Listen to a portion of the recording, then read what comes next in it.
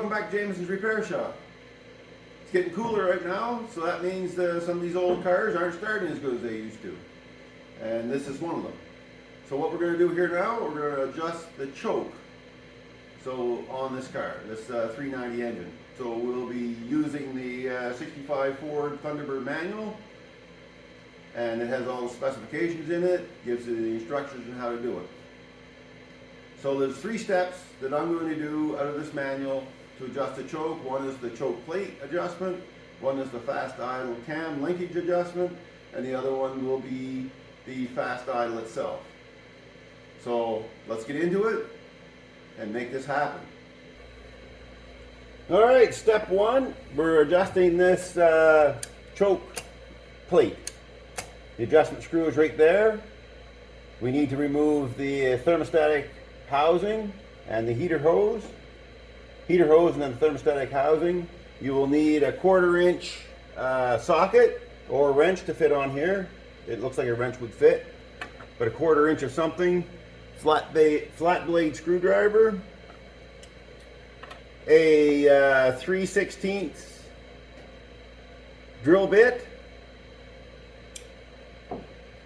and a paper clip with a, I'll bring it in closer, with approximately a 1/8 L bend in it.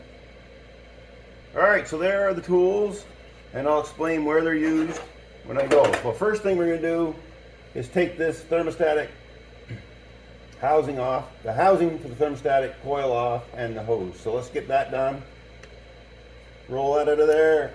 Also, which I forgot to mention, we need to take this shield off, the mounting bracket for this hose. So let's get it done and I'll get back to you. Now that we have this stuff all off, I've taken it all off. One tool I forgot to mention was that during this particular step, the very first step, you'll need to block the throttle roughly halfway open according to the manual. So I'm just using a long blade screwdriver to do that. Really what you're trying to do is to clear the cam, the fast idle cam, from not interfering with what you're doing here with adjusting this piece right here. So with all that said, we'll start out. I'm going to bring you around. Hopefully you'll be able to see it. So I'm going to bring the camera around closer, and this is where we'll use the paper clip. So let me do that and we'll go from there. Alright, so this is where I use the paper clip. So you'll see how this, where the thermostat goes on, that little slot. So you bring it all the way up. I'll see if I can point this out. You can see a slot in the back, low, on the right hand side of that arm. So that's where we're going to put the paper clip. But the piston will be down when we do it, if I can get in there. So it goes in like that, and then the piston goes down. And what you're trying to do when you bring it back up is to hook. I almost got it there. There's a little slot it'll hook into. And then I can't do it with one hand, so I'm gonna have to do it with 2. But that's where it goes. And then you hook it so it comes up tight against that groove that's down in that bore. And it'll stop right around there somewhere. So let's get it done. And we'll go from there and we'll start adjusting that choke plate. Alright, so now I have my the piston locked in that groove with the paper clip, and I'm holding some pressure on it. If you don't hold pressure on the arm for the thermostat, it'll fall into place on you and you'll have to start over again. So I suggest also having your tools close at hand. So now we're going to adjust this nut right here. Hopefully you can see that one right there. I'll put some better light on up here now that we're... Let me get you some better light so we can see. There we go. So this is where the drill bit comes in handy, or something that is the 3/16 size. So what you're trying to do, according to the manual, it's at the front of the air horn is where you're measuring, between the air horn and the choke plate. So this one's too tight. So back it off, and then we'll see how we fit. Now it's too loose. Now you'll see I'm using a pair of vice grips on this drill bit. You don't want to drop that drill bit down in the hole. This is on the engine adjustment. Don't leave yourself open to failure by doing it without something holding the drill bit. Even if you just tape a piece of string or something on and tie it off somewhere so you don't lose it. So with the paper clip in, the piston where it's supposed to be, right about there, we'll adjust this choke plate at the front of the air horn in the middle. So that's still too loose.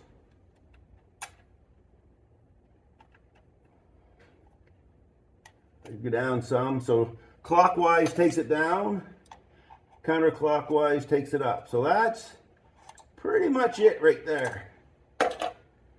Feels pretty good to me. Yeah, fits in there nice. It slides in nice. So that's the adjustment for the choke plate. Next one, we're going to put this housing, the thermostatic housing, back on. And we're going to adjust the fast idle cam. So to adjust the fast idle cam, you remove the screwdriver blocking the holding the throttle plates open, because you won't need that again. Now, and then you take the paper clip back out, let that fall back. Now you're just, oh, gasket fell off. And you don't need this gasket on just yet, but on your final install you'll want to do that. And they do recommend in the book to put the gasket and the thermostat housing all back on so you don't have to take it back off. And do whatever way you want. So now this is just running free, but the fast idle is set. So you'll see how it just dropped back. So now we have to adjust that fast idle cam. So let me get this housing back on and we'll do that. So when you're putting the thermostat housing back on, this piece of the thermostat spring needs to go in that forked part of that lever. If you don't do that, it's not going to work for you. So if you want to make it easier on yourself, if you move around to the center of the car to put this on, you can actually see the spring. Anyway, just a little tip there. So another little tip is, before you tighten it all down or continue on rather, just open the throttle a little bit and make sure that when you turn this, it's moving the plate, because that tells you that the spring is engaged. So there you go. So now that you've got the thermostat housing back on, or the cover, the manual suggests that you turn it 90 degrees counterclockwise.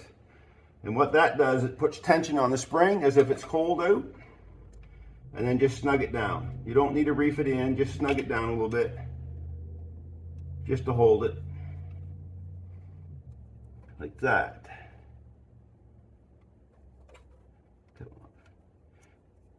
All right, that's tight enough. Good, like that. So now you have tension on that thermostat spring. Now, next step, step two. Step two is a little bit more involved. I'm going to grab another light so you can see. And I'll take a picture of this as well. So underneath here, no, you can't see. You guys won't be able to see that from where you are. So with step two, I see we've got a cracked vacuum hose for the distributor, so I got to fix that. All right, don't let me forget that. Anyway, right here rather, in this is the cam, the fast idle cam linkage right here, and there's a index mark right where the screwdriver is. This has to come up and be on the end of the adjusting screw, which is from this end here. So the adjusting screw is over here. But in order to set this linkage, to get the, so what you're trying to do with this is to get the throttle plate, or the choke plate rather, 1/8 of an inch. That's the specification. So you need a 1/8 drill bit, which I have in my pocket here. And I'll get that put on my pair of vice grips. So it's not the 3/16. Now you're down to 1/8. So you'll have to do that. again, however you secure it so it doesn't fall on the engine, that's up to you, but you should do that. So there. So what you're trying to do now is set it so a 1/8 drill bit or 1/8 measurement between the choke plate and the air horn. So what we have to do is get this fast idle cam index mark on the adjusting screw. So we'll do that, and it's on actually the second step of that cam. Now you guys can't see it, but I'll try to take a picture and show you.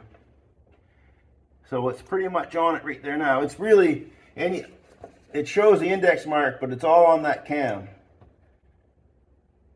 There, and that's what holds the throttle plates open a little bit. That's what gives you your fast idle. So now, I'll take a picture and I'll put it in there. So now that it's set, the recommendation is to turn this. This is the thermostat housing. Turn it 90 degrees counterclockwise, like so.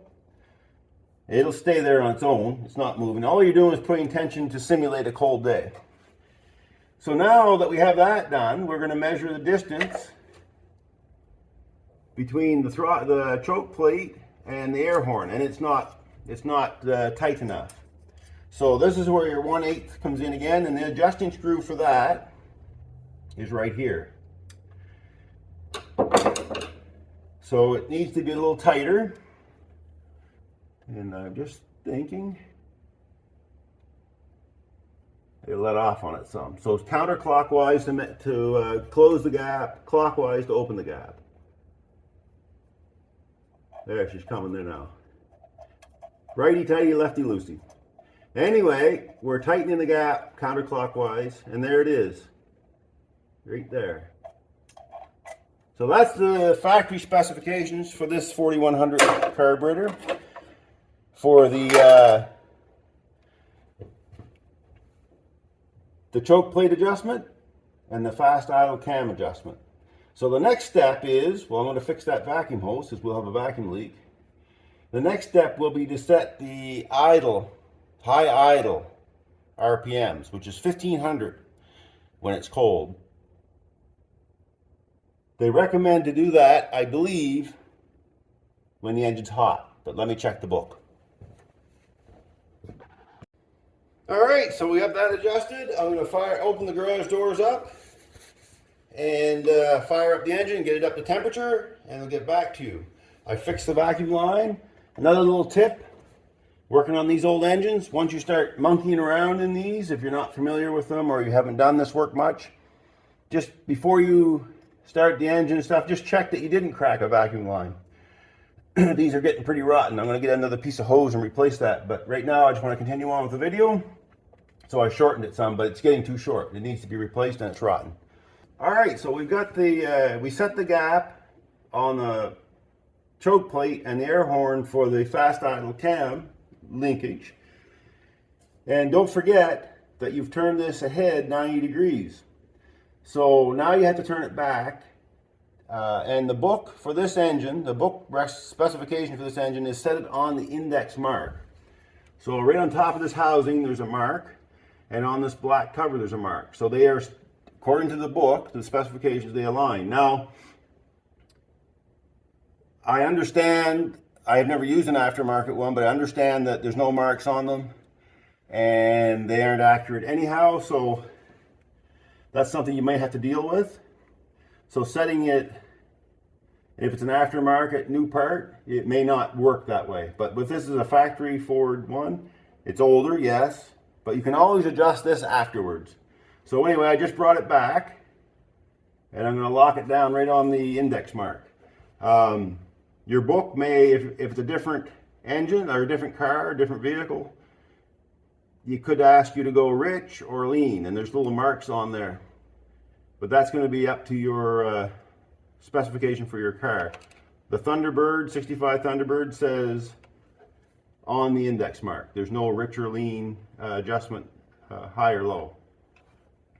So I'm just going to snug these up a bit. And don't put this cover back on, this hose bracket and cover yet, because we have to go in here and adjust this. So I'll tighten these down. I've got it set on the index. And in theory, I don't know where this is set for power, like for RPMs, but I'll know. But that's what we're doing. We're setting it anyway. So you don't need to reef these in either. They just need to be snug. All right, so I'll get her fired up. We'll get her up to temperature.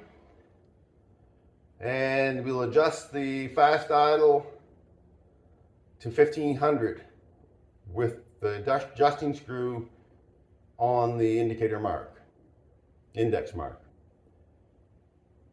And I'm going to be using my timing light with the RPM gauge to know where it is for RPMs.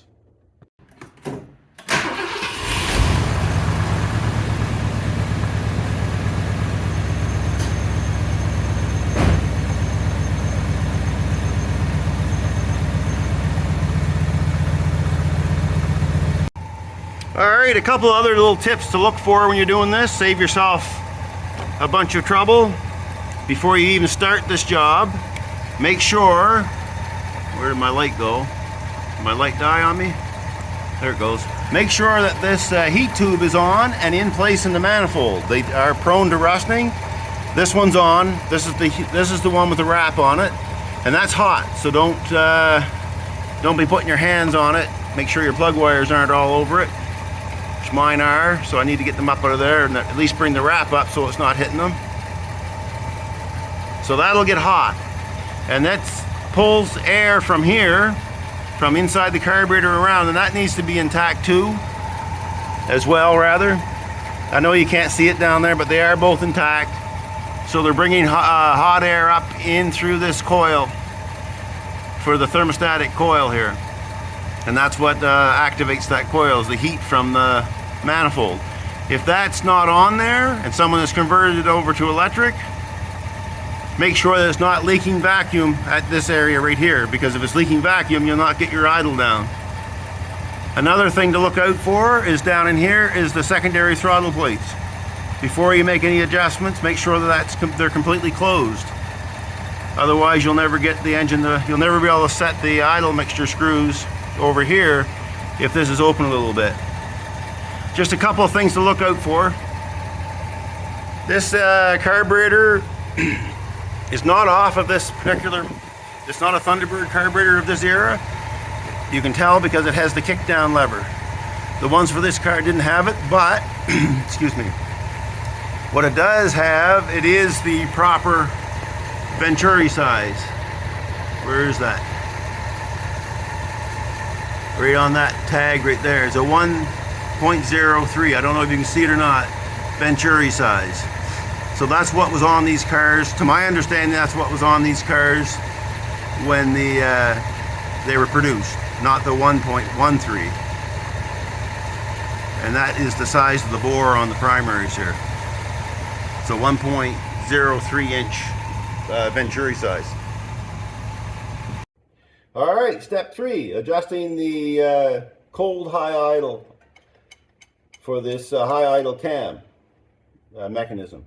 So get yourself a little bit shorter screwdriver. I found the one I was using is a little too long to get in there and adjust the screw, because it's right in here.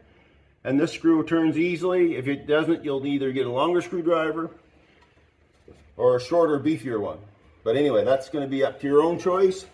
So the idea is now we need to open the throttle a tiny bit and get the high idle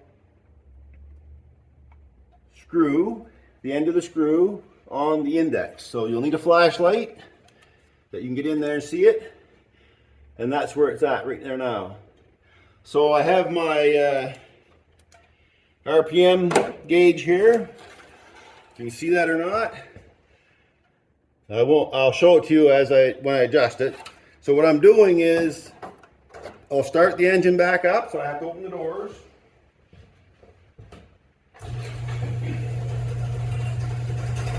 And I'll start the engine and we'll adjust that so it's at 1500 RPM.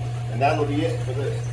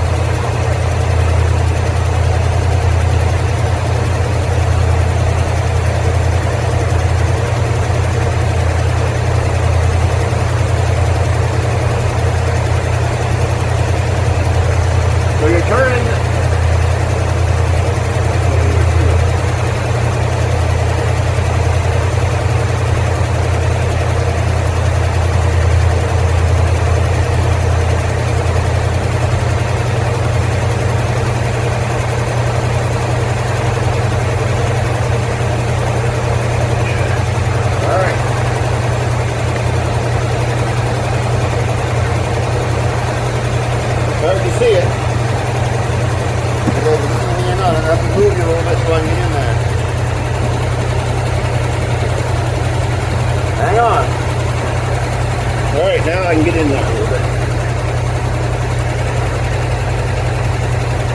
Watch your timing light, doesn't fall into the fan.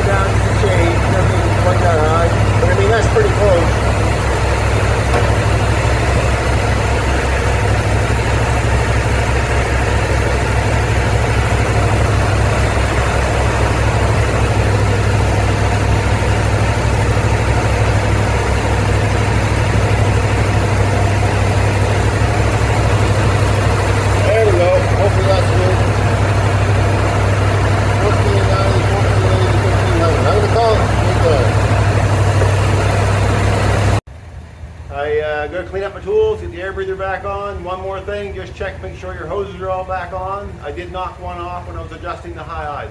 Well, that's it, guys. Hopefully that helped someone. I'm going to get this all back together off camera. She's starting good. She's running pretty sweet. And thank you for watching. Don't forget to subscribe if you're not subscribed. I really appreciate it. And we'll catch you in the next one.